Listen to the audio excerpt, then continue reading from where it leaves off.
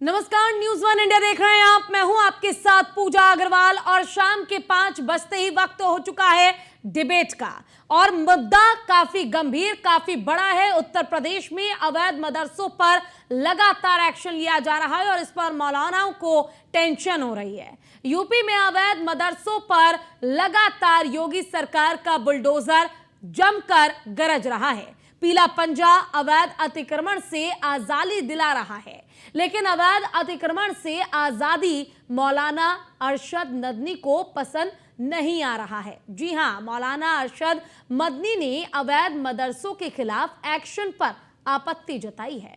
अब सवाल यह है कि अवैध अतिक्रमण पर एक्शन से मौलाना आखिर क्यों टेंशन में है। पहले ये रिपोर्ट देखिए, फिर चर्चा की रुख करेंगे। अवैध मदरसों पर बुलडोजर एक्शन, मौलाना अरशद मदनी को टेंशन। अतिक्रमण पर पीले पंजे का प्रहार, धर्म और संविधान के कैसे खिलाफ। उत्तर प्रदेश में अवैध मदरसों पर योगी का बुलडोजर जमकर गरज रहा है। चेतावनी साफ है कि अवैध मदरसा होगा तो पीला पंजा उसे नेस्तनाबूद कर देगा। अवैध मदरसों पर कार्रवाई को लेकर एक बार फिर सियासी पारा चढ़ गया है। जमीयत उलमा हिंद के अध्यक्ष मौलाना अरशद मदनी ने यूपी सरकार पर तीखा हमला बोलते हुए इसे मुसलमानों की संवैधानिक और धार्मिक आजादी पर सीधा हमला कहा। उन्होंने कहा है कि मदरसों को बंद करना एक साजिश है, जिसका मकसद मुस्लिम समाज की बुनियादी शिक्षण प्रणाली को खत्म करना है। मौलाना अरशद मदनी ने एक्स पर लिखा है, मदरसों को बंद करने का अभियान मुसलमानों के संवैधानिक, धार्मिक आजादी और संवैधानिक अधिकारों पर गंभीर हमला है। मदरसे मुसलमानों की जीवन रेखा है। अब हमारी इसी जीवन रेखा को काट देने की साजिश हो रही है। असंवैधानिक घोषित करके मदरसों के खिलाफ कार्रवाई का नवीनतम अभियान सुप्रीम कोर्ट के फैसले का अपमान है। यूपी प्रशासन ने नेपाल सीमा से सटे मुस्लिम बहुल जिलों में मदरसों के खिलाफ अभियान तेज कर दिया है। अब तक सरकार सैकड़ों मदरसों को बंद कर चुकी है। मदरसों की सुरक्षा दीन की सुरक्षा है। हम लोकतंत्र, संविधान की सर्वोच्चता और मदरसों की रक्षा के लिए कानूनी और लोकतांत्रिक संघर्ष जारी रखेंगे। ये सिर्फ धार्मिक आजादी पर हमला नहीं, बल्कि मुस्लिम समाज को शिक्षा और राजनीति से पीछे ढकेलने की एक सोची समझी रणनीति है।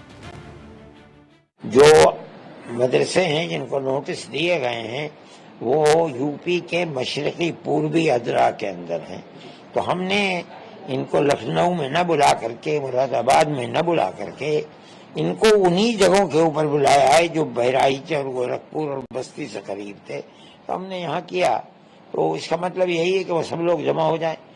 ज्यादा लोग जमा हो गए, जो हम समझते थे उससे भी ज्यादा लोग जमा। हमने उनके सामने बातें रखी कि उन्हें किस तरह अपना किरदार पेश करना चाहिए। मदरसे दस्तूर ने हमें हक दिया है कि हम अपने मजहबी इदारे कायम करें और जो जी चाहे पढ़ाएं। हम मजहब को पढ़ाने के लिए इदारे कायम करते हैं, किसी और की मुखालफत नहीं करते। स्कूल में पढ़ाई करके आए, हमारे यहाँ दाखिल हो जाएं, स्कूल के बाद मुलाजमत करें और उसके बाद रिटायरमेंट के बाद आकर के हमारे यहाँ दाखिला हो जाए। दीन तो ऐसी चीज है कि जिसको मरते दम तक आदमी की जरूरत होती है, जब जी चाहे पढ़े। लेकिन हम पढ़ाने लगे उसको, ये हम तो दीन पढ़ाते हैं हमारे मदरसे, इसीलिए कहीं और वो दुनिया पढ़ता है, हमें को इससे रोका। जाहिर है कि योगी सरकार ने नेपाल सीमा से सटे जिलों में अतिक्रमण के खिलाफ अभियान छेड़ दिया है।